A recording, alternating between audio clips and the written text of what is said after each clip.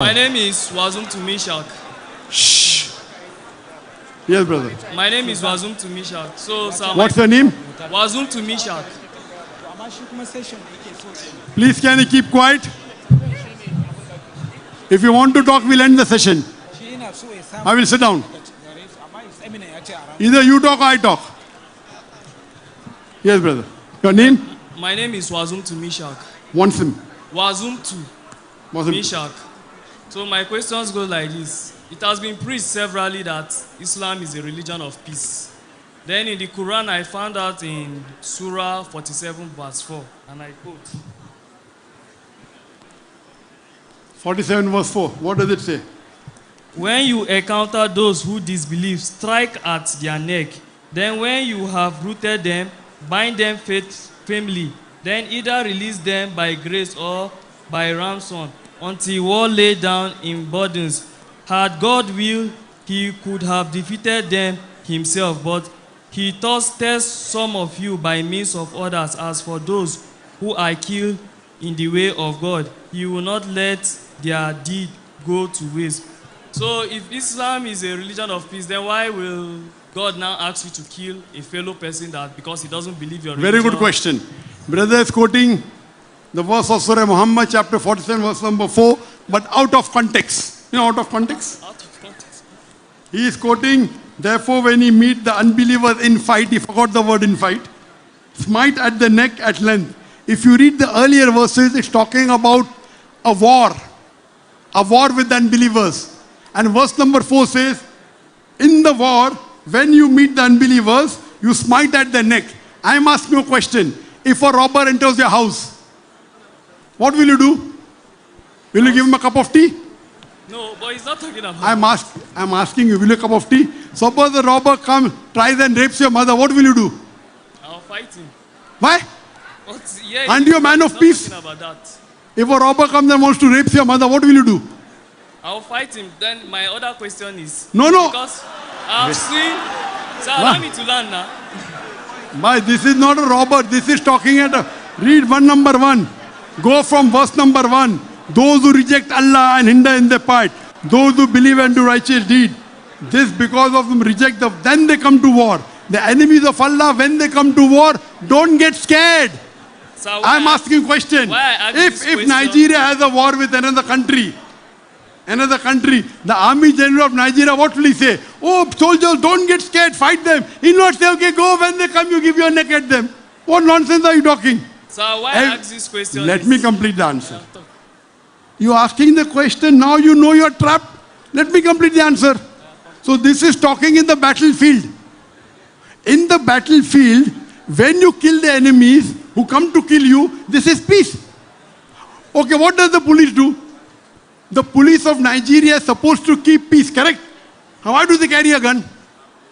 Those who want to disrupt the peace, so the rule is you can use violence as a last resort to maintain peace. Those who want to disrupt peace. Do you understand? That means you can use violence against those people, against those criminals who want to disrupt peace. This is the golden rule. That's the reason every country has a police, has an army. Just because Nigeria has a police force, that doesn't Nigeria doesn't want peace. It wants peace, therefore it has police. So same way God is telling in the Quran, when the enemies come to attack you in the battlefield, don't get scared. You strike at the neck. So what is wrong with it? It doesn't mean because you have to follow the Quran as a whole. Verse number Surah Maida chapter 5 verse 32 says, if anyone kills any other human being, whether Muslim or non-Muslim, unless it be for murder or for spreading corruption in the land, he has killed the whole of humanity. That's a part of the Quran. 2 verses cannot contradict. That means these people are spreading corruption in the land. Do you understand? So if you are spreading corruption in the land, that time you can kill them. Do you understand? But killing any innocent human being is like killing the whole of humanity. Is there any verse in the Bible which says, if you kill one innocent human being, you have killed the whole of humanity? Is there any verse in the Bible? So which is better for peace, Quran or the Bible? Peace. Which is better? Peace. Quran. The Quran says, if you save any human being, innocent human being, whether Muslim or non-Muslim, it is as though you have saved the whole of humanity. Is there any such verse in the Bible? So which is better? Peace. At the same time, in the battlefield, when the enemies come and disrupt peace, fight them, kill them, no problem. But, Do you understand? Let me say something. Why I ask this question is Have that- you understood the answer? Yes, I have understood. Now do you understand that Quran is talking about peace? Okay, sir. Why I ask these questions because last year... No, why you asked, I don't want to know. You asked a question, I don't want to know why you asked. You got the answer, khalas, matter is over. I want to give you a reference to the question. Sorry? Why I came up, I want to give you a reference. You already gave the reference, I already gave the answer. Something happened last year in a university in Sokoto or a polytechnic where a Christian lady was killed as she blasphemed against Muhammad. I can't hear you.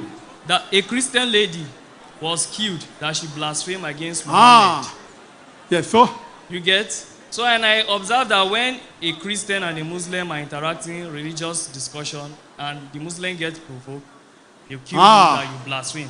The brother asked the question, there was a Christian lady who did blasphemy. So the rule of the Quran is Surah Maida, chapter number 5, verse number 33. Anyone who wages a war against Allah or his Rasul, you either execute them, or you chop off the opposite hands or live, or crucify them, or exile them. There are 4 options.